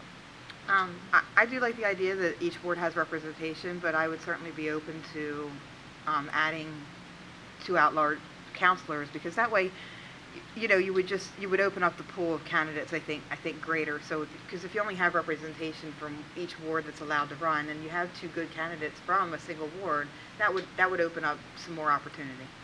Okay. Councilor Arms. I think we should go to all at-large, obviously, but I mean, I'd be open to 2 at-large. Okay. Councilor Paez. I believe you did the same thing. As is. I'm sorry? I'm not for at-large. Okay. If I can just add, I think that interjecting 2 at large and then making the wards 5 wards. 5 wards. Is that going to have implication on the state legislature and how the change, how would it impact that? I don't know how they would gerrymander As far that. as voting, are you talking about? Well, we have 2 state representatives right now that cover Pottstown, because we're split, so Right. I think that could. It would have some Change, impact, yeah. I'm sure. It would have some impact, so therefore they should be at the table. And I think Exactly. that Mrs. Marlene Amato is privy to a meeting where the process by which the borough was actually divided, it was not exactly a process that was fair, so to say. So Mhm. they're reevaluating how that's done, so that it Right. doesn't actually come out so partisan, if you will. Well, it's still my understanding that splitting a municipality is not constitutional. Well, I don't want to go into all that right All now. right. Okay, But then. I think that this at-large issue could cloud that issue. And so therefore, it's interjecting more confusion, where what we have now is pretty understandable. Okay. Well, we thank our solicitor for the research, and I think we'll just let this rest at the moment. 16, Can I just go back to that 1 second? Please. At the last meeting, we all agreed to have him go through and research it. Mhm. But all these options were presented at that meeting. We discussed 2 at-large, expanding the wards, all this, everything that he just said was discussed in that meeting. It just wasn't in writing. Well, we didn't know the legality. They were just questions. Right? Okay. Carry on. Oh, go ahead. I mean, we discussed these options and we said, okay, yeah, let's have them move forward and research it. And now we have all the legality, and that's not, I don't think that's what's keeping people from moving to at-large seats or whatever. It's just, they knew right then and there they didn't want to move forward with going to at-large. So why did we go through this puppet show? You asked us to. But if you knew, I mean, why did we waste Chuck's time if you didn't want to do it? You should have just said no in the first place. I think it's okay to have more information, especially for the people that Not are when we're paying. that are viewing. It's costing us money.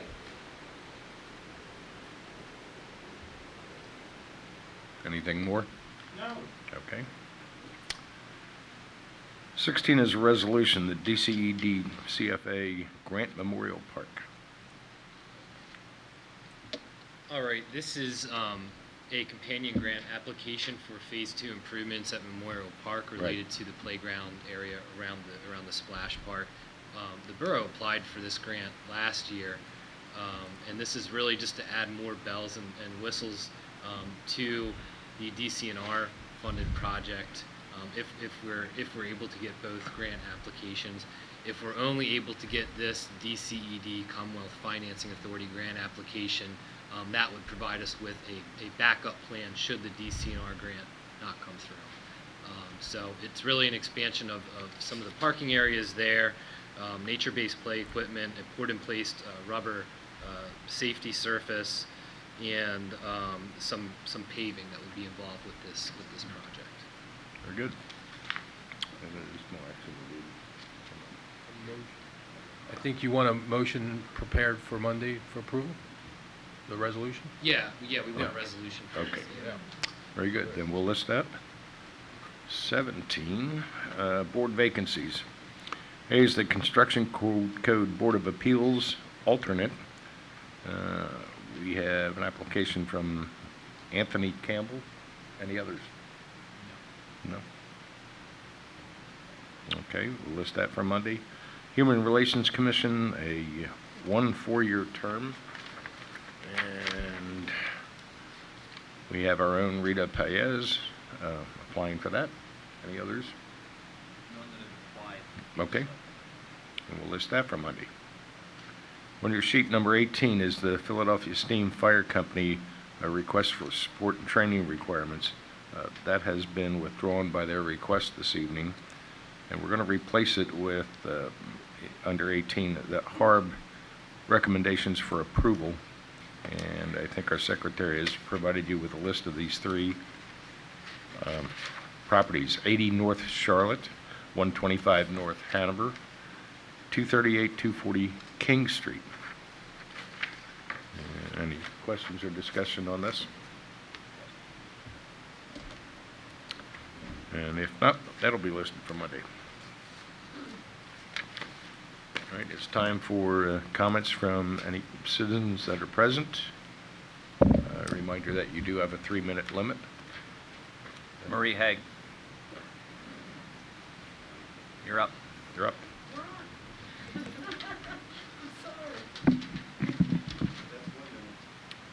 I don't require that. I talk loud. My name is Marie Hay. I think I was here last month. Most of you know me. I represent Pottstown Community Arts. I am here to speak for 2 reasons. One, I want to bring a situation in front of you and make you aware of it. 2, I want to discuss the mural ordinance that has come before you tonight. There are some concerns that I have, and I would like to bring those to your attention. So, we could start with the mural ordinance.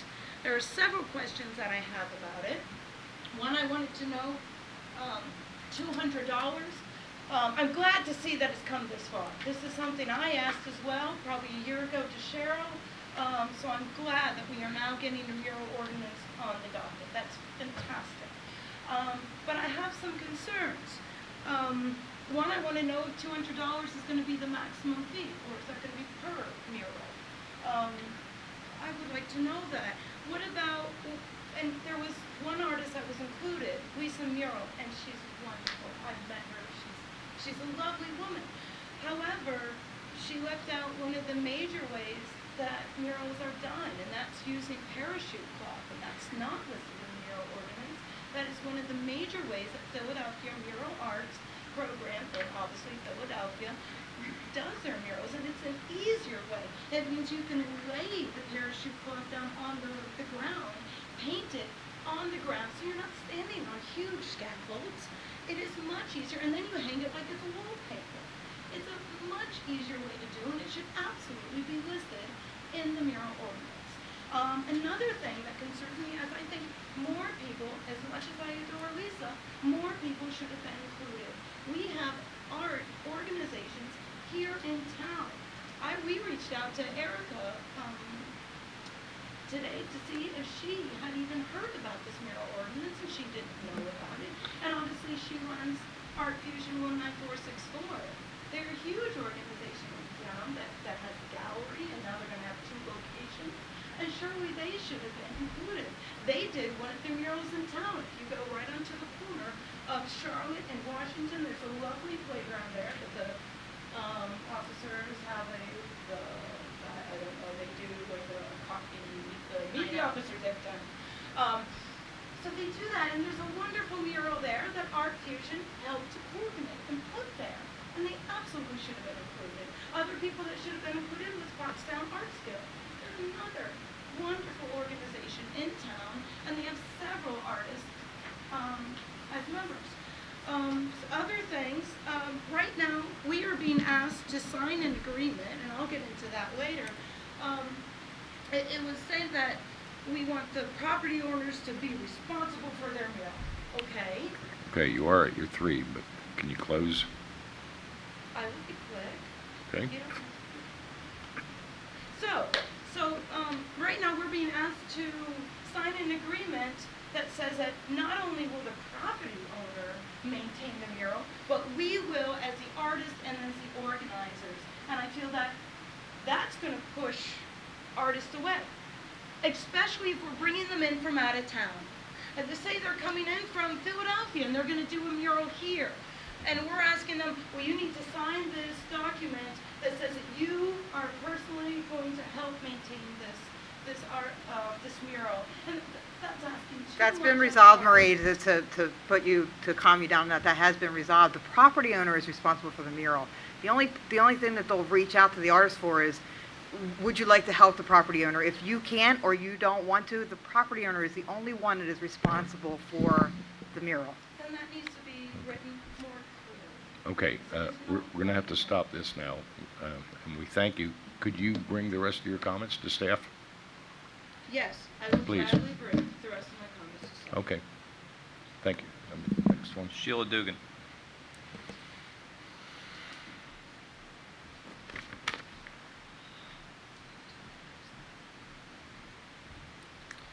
Well, Michael Lenhart stole my thunder for this weekend that I wanted to talk about. So, yes, come on out. There's a lot going on this weekend. The weather is supposed to hold out. The one thing Michael did forget is June 1st is our first farmers market. So please be sure to come out and join that. It'll be on the 200 block of East High Street. So thank you. Thank you. Deb Penrod.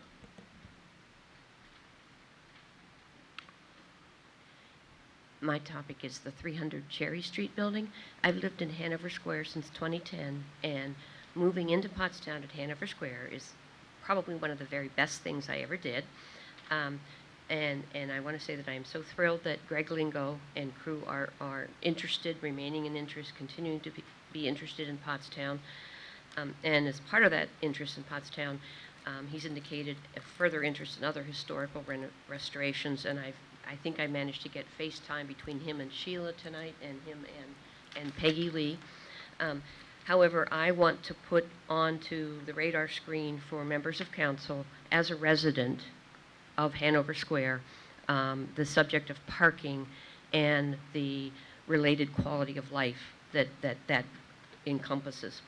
Our current parking at Hanover Square is already squeezed at crucial times during the day, early in the morning, midday, late afternoon, with a lot of people coming and going to the activities at the church on Charlotte, the AA activities.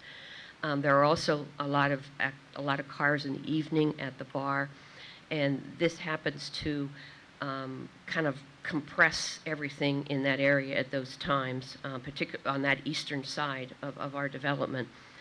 Next, the parking in Hanover Square may look to be underutilized and accessible, you know, a lot of the time, but that isn't necessarily true late in the evening. You know, 8 to 8, yes, it's probably underutilized. Sometimes you can see a lot of spaces, but when the folks all come home from work at the same time, the AA parking is often still there, and the bar parking is often still there. And we have received complaints to the Homeowners Association about that. And then also remember that the development that's going on to industrial in Hanover will further fill what looks to be available spacing right now, right there. And the traffic at industrial in Charlotte, I think, Carol, you mentioned it. First of all, the reductions in speed have solved that problem to a large extent, and I thank you for changing that speed limit. I now feel like I can pull out on Charlotte without getting killed. However, when there is still parking on industrial on both sides of Charlotte, the visibility is still very bad, and all I can think of is an additional 60 cars in that area multiple times a day. Just seems like it's congested. There's small roads, it's congested. And then the final thing, in case my 3 minutes are up, I remind everyone, and Greg may not even be aware of this, that there was consideration because of speed, congestion, narrowness of the road, of making South Street one way. And the fact that it was even considered, the fact that it didn't end up going through, but just the fact that it was considered, I think, is maybe a factor to keep in mind, that that's how somebody around there thinks it's pretty congested. And South and Charlotte is already an odd intersection because of that incoming one way that does not stop. Okay. And that's kind of just a weird intersection. But again, I think it's wonderful. I think it would be thrilling to have that building done in the way that Greg has described. Just maybe not 30 Thank you. units. Chief Drumheller, have you heard anything about a closing of the bar there at South Charlotte? Roll Gold? Yeah. It's closed. Yeah.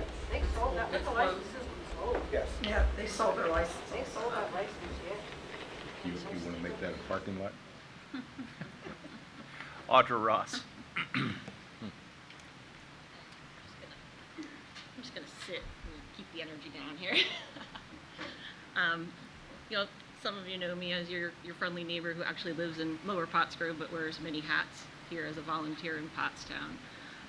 First, I just want to quickly second Dennis's earlier sentiment regarding the developer that came in here, that I do feel when someone presents something and asks for the comment that, hey, welcome and thanks for considering investing in Pottstown, should be comment number 1111. And maybe would you like a cupcake and Beverly's pastry? I'm sure we'll deliver here if you are open to offering those things. I wanted to also address our little wall mural sign that we're doing on the corner across the street from Ice House to beautify the gateway in alignment with the Pottstown strategic plan. What Marie didn't get to was right now we have cleaned the lot. We had 30 volunteers come out, and we have 10 wonderful sponsors. Right now we have no agreement with the borough to paint this weekend. Nothing signed, so the main reason is because the agreement we were presented with included me personally, all of us as volunteers, to indemnify the borough, to have responsibility in maintenance. What Justin said tonight sounds a lot better, and I hope that as we move forward with working this out, Justin, has been working with us, and hopefully we're not driving him to early retirement. But we would like our names taken off of that agreement, and I feel it should definitely be an agreement between the property owner and the borough only. So that's my feedback, and I hope we can move forward with painting this wall for you guys. Okay. Thank you. One more, and I apologize. I'm having trouble reading the name. Bronwyn? Well, Bronwyn. Okay. You're up. Is this on? Yeah, I'm a member of the Pottstown Arts Group, and I just wanted to speak to you. I'm an artist, I'm also a preschool teacher. My children go to school in Pottstown. I think that what we're trying to do as volunteers is to make Pottstown more aesthetically appealing. It's important to me. I drive my kids to school. I hate some of the things that they have to see, the broken down buildings. I grew up in Pottstown. I grew up at the Hill School. My father, Harry Price, was on Borough Council. I just want to say, as an artist, I think, think back to the Renaissance when they were beautifying Italy. They actually paid those people to do that. We're offering volunteer service to better our community. That is our goal. We have no agenda. We have no desire to make any money from this. In fact, we're getting all the money required to do it. Pottstown's not paying anything for that. So if we're inhibiting artists from creating, look at Phoenixville. Phoenixville welcomes their artists. I also work with the Phoenixville community. They're booming. Everybody wants to be in Phoenixville. When I say, oh, well, I'm an artist, I'm from Pottstown, they go, oh, that's not what we want. I mean, we want to attract it, and we want to let people feel that they can express themselves without being penalized. It's simple. It really is. It's free art. And I think $200, is that what it's all about? Is painting a wall? I really don't understand how it's even an issue when someone is doing a free service that could probably cost you $1,000 to paint a mural. So that's all I wanted to say, and I thank you for your time. Thank you. Can I just address that? Because $200 is not a fee to paint a mural. It's a permit fee, which requires staff that are paid. You're worried about the deterioration of what right now is an eyesore on our community. That you think about people who come to visit the carousel. I volunteer at the carousel, or at the park. I volunteered for the bark in the park. People drive from 100 down King Street, and what do they see? That ugly barrier. All we want to do is when people come, is put a sign that says "Welcome to Pottstown" and make it beautiful. That's all. That's all we're looking to do. And it's something that is better for our community. Okay. Thank you. Fine. Councilors' comments. Councilor Arms. I'm sorry. I didn't put my name on. Can I still make the comment? Sure. I also want to. Very quick. Very quick. Yes. So the two of you are going to split 3 minutes. Okay. That'll be enough. Be enough for me. Jim Durr, 343 Rosedale Drive. Right. Official. One of the things about making it official and getting it on the agenda to have a discussion about getting rid of the wards was that it was on the agenda for people to see that it's something under discussion and an opportunity to come and say that the wards serve important purposes, and a lot of you up here sort of covered those purposes of accountability, responsiveness, so that when somebody calls the borough and says, who can I talk to about this, there is one name. There's not pick one of 5 or 7 names. And when you refer to local questions, what about this street? There is somebody up here, each of you know your wards very well, to be able to answer that question and to be able to have a priority of input. So everybody in the town knows there is somebody sitting up here who has a higher priority to represent their interest than the whole of Pottstown. Thank you. Mr. Williams. 1.5 minutes. This won't take long at all. I just want to add to what Mike was saying.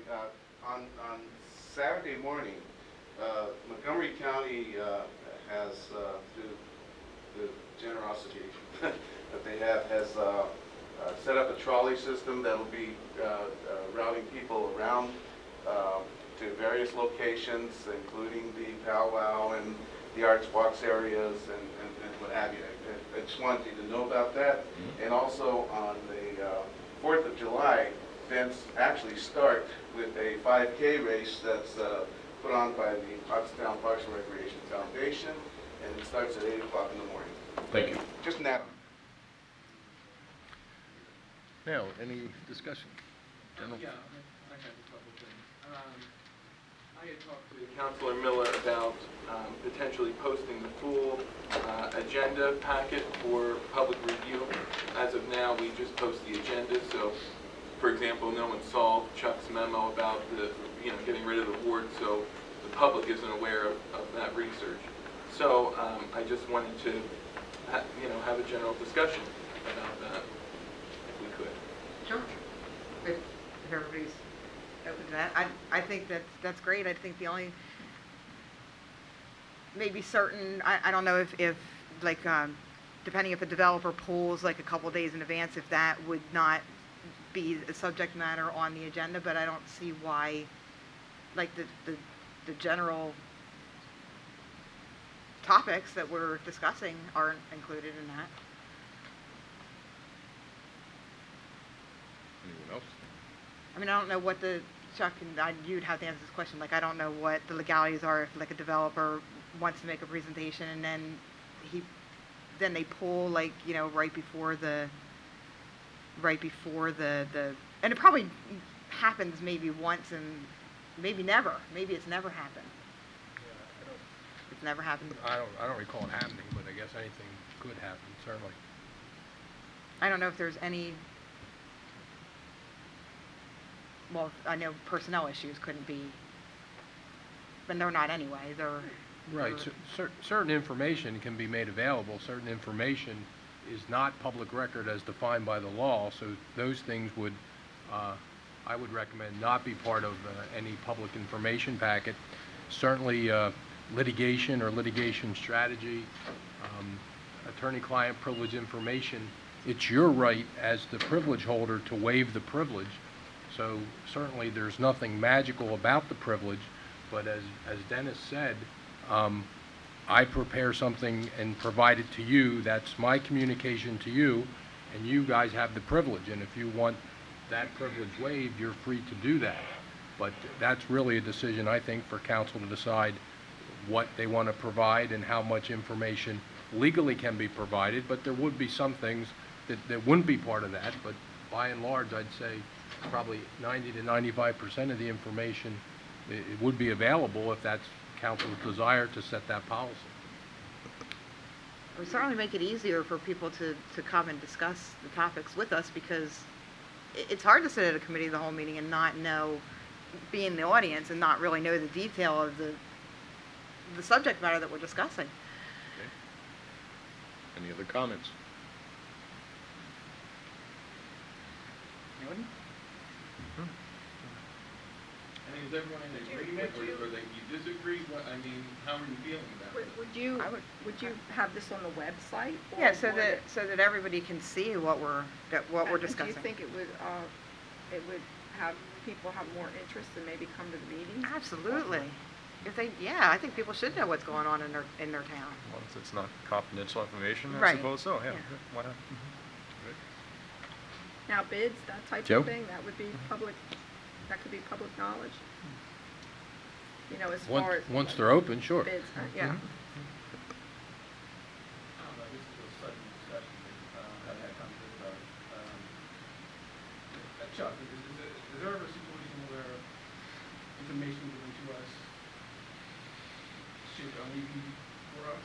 I mean, is there ever, Oh, certainly. There's certain times that you would receive information as elected officials that would either be some type of privilege or some type of confidence that really wouldn't be under the state law, under right to know, it wouldn't be available for the general public because there are exceptions to what are public records.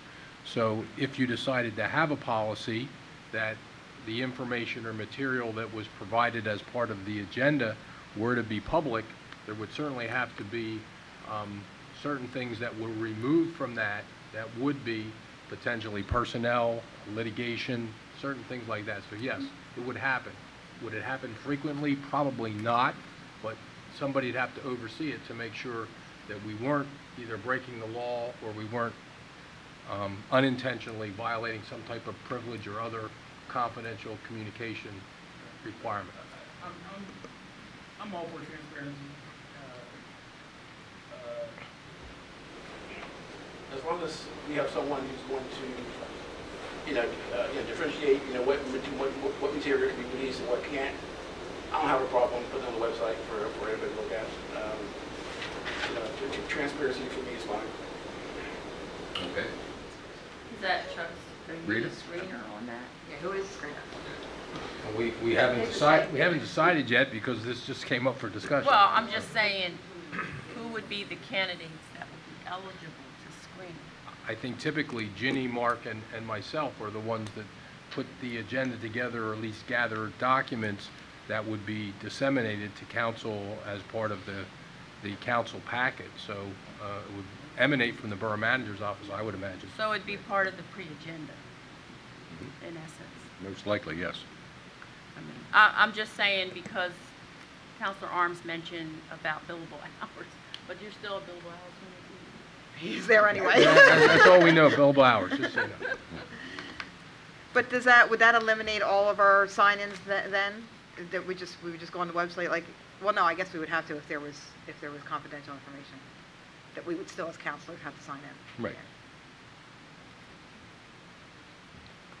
Mr. President, can I contribute something? Please.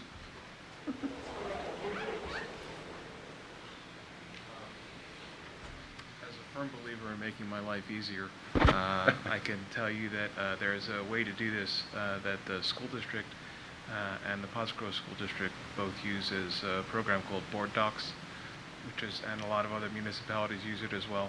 And it's a simple matter of, as I understand it, of just checking off a box about what the public can get to and what it can't. And so you'll have an agenda, and if there's supporting material that goes with it, you just click on it and it opens in a PDF. It's simple enough to do, so it doesn't mean you have to upload a whole lot of documents that you wouldn't otherwise be doing anyway. Just wanted to let you know. You mind looking into that? Okay. By when can you turn it on and implement? So you're for it, Joe? I'm voting for Rita? Yes? Dennis, yes? Okay. Yes. Yeah. Let us implement that right away. Do you think that a month is fair for staff review and, uploading this and trying it? And the program that So Evan has we suggested? already have the capability of doing exactly what you're saying. It's how you get your packets attached to the agenda. It's just a matter of what Ginny allows people to see and doesn't allow them to see. Okay. So it can be done. So we will entrust you and our secretary and solicitor to screen it. Very good.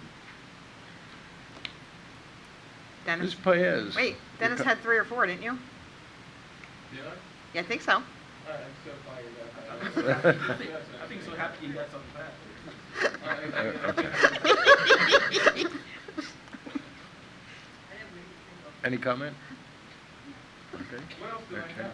I don't know, you said you had 3 or 4 things.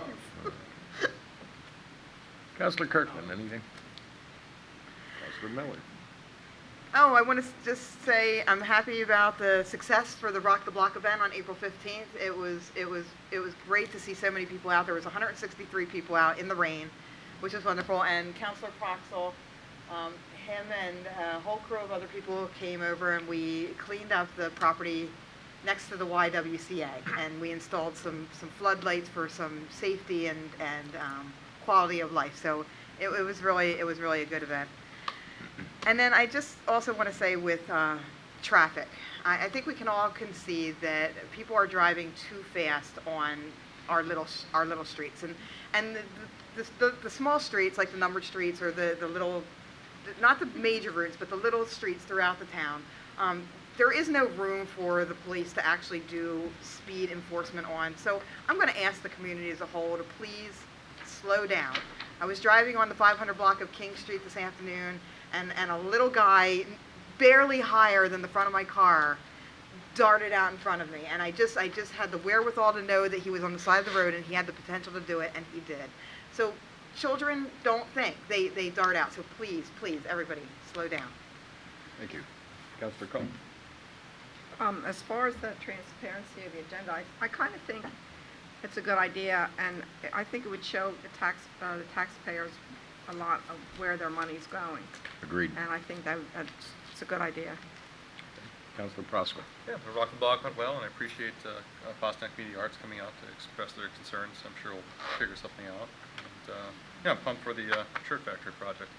No, nothing's completely perfect, but I was afraid it might be, you know, maybe a low-income housing situation, which would take more consideration. But, you know, fair market condominiums with, and even for the parking, 2 years ago, I'm sure they would have exceeded our parking regulations, and wish them well. Very good. And could I, one more thing, about that property at King and Manatoni, I've been after like Ellen and I and Doug and about that property, getting it cleaned up and stuff like that for years, and it's just like, I don't know if the property owner didn't want to, I mean, you know, but it's been an eyesore, and I've been trying to get something done with it, and it's been to no avail, but I'm glad you guys are going to be there to make it look much better. I appreciate your effort too, and I think it is important because we have so many great business owners that those business owners that aren't taking good care, we can at least get them on board with something. And this is something that I think can increase the property value in the area. Mayor? Yes, I'd just like to really applaud the work of Michael Lenhart in Parks and Rec and Justin Keller for putting an amazing lineup together for the summer season. I'd just like to add that on June 25th, this will be the second year of a health fair that's going to be in conjunction with my office and the Allegheny East Conference of the Seventh Day Adventist Church. It is not a spiritual event, it is a healthcare event for families. And that's June 25th, 1 to 5. That's a Sunday. And typically the street is closed down and the park is filled with many tents of vendors and activities for children and health care information for families. Also, this Sunday, May 7th, is the Pine Forge Historical Day. So Pine Forge will be open from 1 to 4, and they're going to be talking about specific events related to their history as well.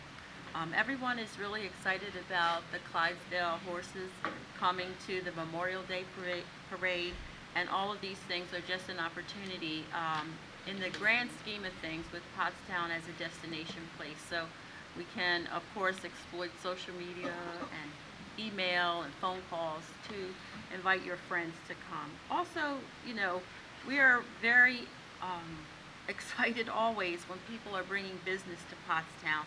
So the high-end custom woodworking and the potential for the shirt factory. But we do have to look at these issues because sight distance is very tight all around Pottstown. But then if you go to a big city like New York, they will build up into the sky and have no regard for where the people are going to park by the hundreds of units at one time. So as we are expanding and getting new projects, we kind of have to become a little more city savvy. But if our ordinance are pinching on the development, then, you know, that's the trade-off we're deciding to make. I'd just like to say that tomorrow also is the National Day of Prayer, and there will be an event in the Smith Family Plaza at 12:15. I would like to also see the money come back to the table for the parking, so I'm going to push that envelope. Okay, thank you.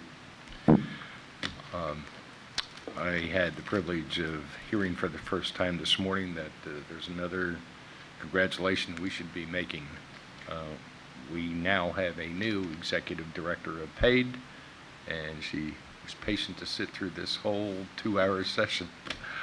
Let me present to the world Peggy Lee Clark, our new executive director. Thank you. Okay, and for those at home who sat and watched and listened for the last 2 hours, you might want to rewind to the beginning for Mr. Lenhart's presentation and find out just everything going on in town. There is no reason to leave Pottstown this weekend, and please invite all your friends and relatives. That being said, meeting adjourned.